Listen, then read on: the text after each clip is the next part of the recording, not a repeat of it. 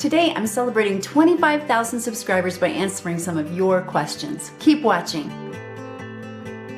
Hi everybody, it's Christi Bovee with the Voice Love Company. Please be sure to like, subscribe, and don't forget to hit the little bell below so you don't miss a single video or when I go live. Come make videos with me. I'm now on Patreon and would love to partner with you. Get all those details in the description box below. Now let's get started. 25,000 subscribers. I cannot even believe I'm saying those words, and I want to so thank all of you for giving me a chance, watching my videos, giving me wonderful feedback. I've grown so much since I started making videos last April of 2019. I asked you if you had any questions for me. The first question, One Odd Sock asks, does NASA ask you to smile to guide their astronauts back down to Earth? I do get a lot of comments about my smile, about my teeth. Are they fake? Are they real? Are they painted? The fact of the matter is these are my real teeth. And I'm going to actually insert a picture of myself prior to braces. I have only my mom and dad to thank for the orthodontia that they paid for, because it truly changed my life. Thanks, Mom and Dad. Jens J. Jensen asks, has music always been part of your life? I had parents who exposed me to the arts my entire life. Music has definitely always been part of my life. It's always been something that I've been interested in. We always had it going in our house. One of my earliest memories is my parents playing Dave Brubeck's Time Out album, which is to this day still my favorite album of all time. I'm going to put a link in the description box below to it so you can hear a little bit about what was a piece of music that was truly formational for me. Annie NYC had a couple of really great questions, and so I'm going to answer those. What is the age group you most enjoy working with? I work with people right now. I have students who are 8 years old to literally 80 years old. And I don't really necessarily have an age group that I enjoy working with. I think that I enjoy a type of person, and that is someone who is as excited about their voice as I am. It's really hard to inspire people who are not inspirable. If they don't really believe they can do something, it's really hard for me to work up the gumption to want to work with them. It's very difficult.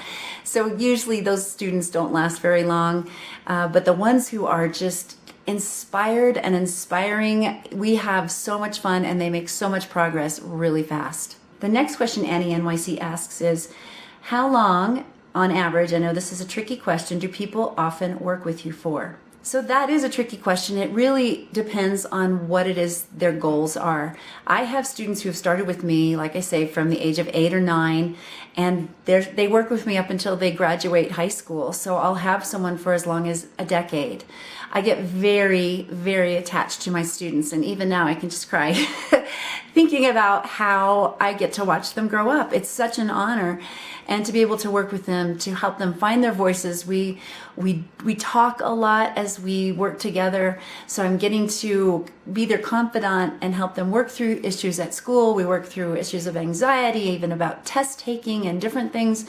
And so it's more than just a voice teacher client relationship. It really is kind of a life coach relationship that I take really seriously, and I'm always so sad when they go off to college, but happy too, because I feel like I've been a part of being able to witness their lives, and it's really beautiful. And the third question Annie NYC asks is, what do you love doing during your downtime? Well, I don't have a lot of downtime right now. I think downtime would probably be working on personal development, working on my mindset, trying to keep myself in a space where I'm able to do what I'm needing to do the rest of the week. And I absolutely love my kids. That probably would be that, oh, it makes me want to cry. Ooh. I want to attend whatever it is that they are doing at the moment. So that would be part of my downtime too, would be going to see my kids' performances and events and things that they're involved in. I would not miss it for the world. I will be at every single one if I can. Paige Monster asks, what is the extent of your singing experience? I have sung in everything from operas to rock bands to jazz clubs to jingles. I've done a little bit of everything. I've worked in television. I've worked on radio. I've done voiceover work for audiobooks. I've done voiceovers for like character acting.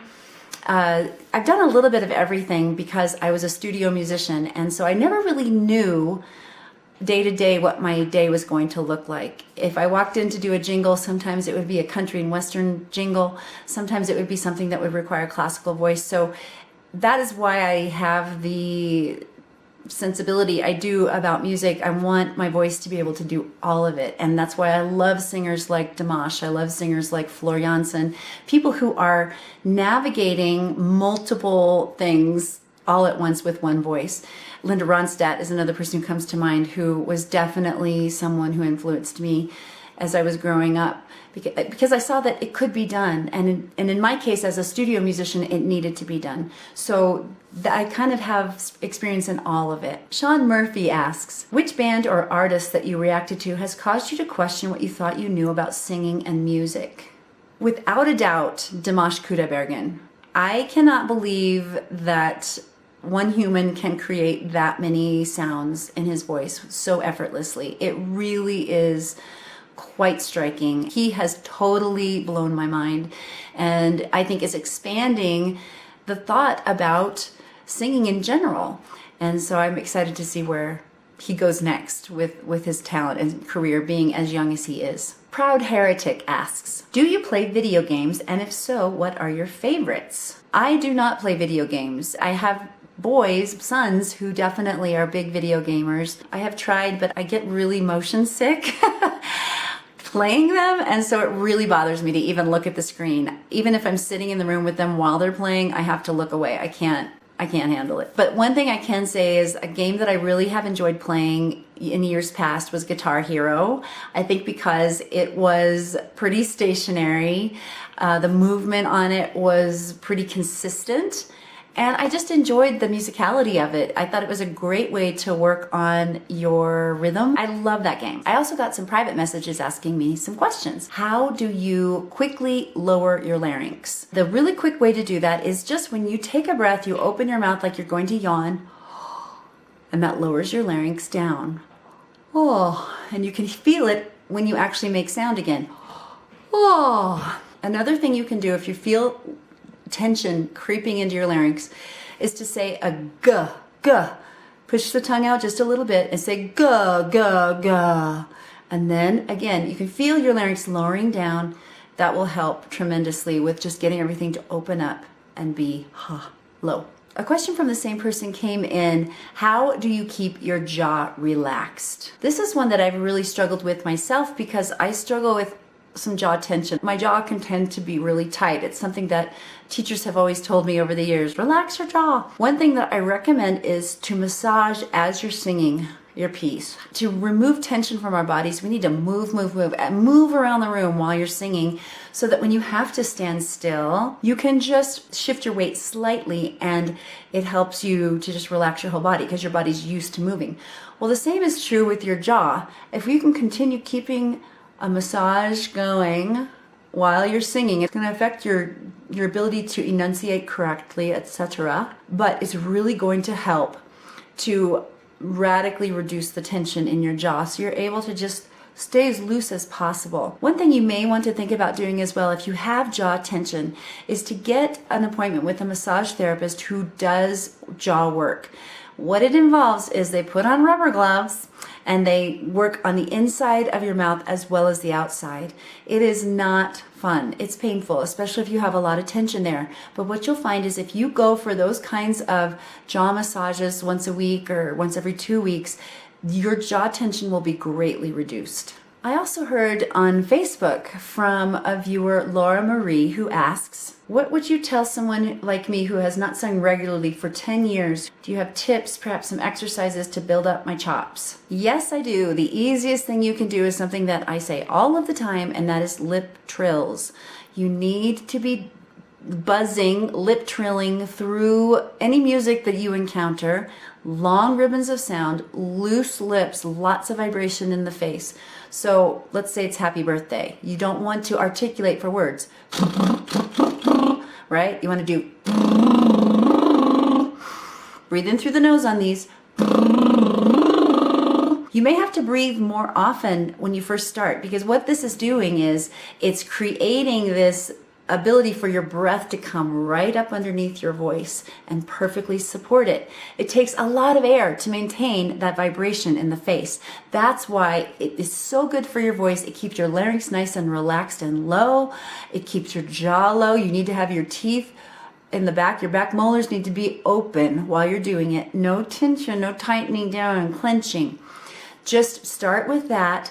If you would do that every day, Laura Marie, that will help your voice faster than anything else I could tell you to do. Buzz, buzz, buzz is what I tell my students. Lip trills are the key to getting your chops back quickly. Well, that's it for me today. Like if you liked it, subscribe, and don't forget to share with someone you know loves the voice like I do. You can ask me any question about your voice in the comments down below, on my blog at voicelove.co, on Instagram at The Voice Love Company, and now on yzio.com. Get all those details in the description box below. Well, 25,000 subscribers is a milestone I do not take lightly. I am so incredibly grateful. I'm getting choked up about it, just thinking about it. Thank you. Thank you from the bottom of my heart for giving me this opportunity to come into your lives and speak to you a little bit every week. It really means a lot to me. Keep finding your voice and making your sound in the world today.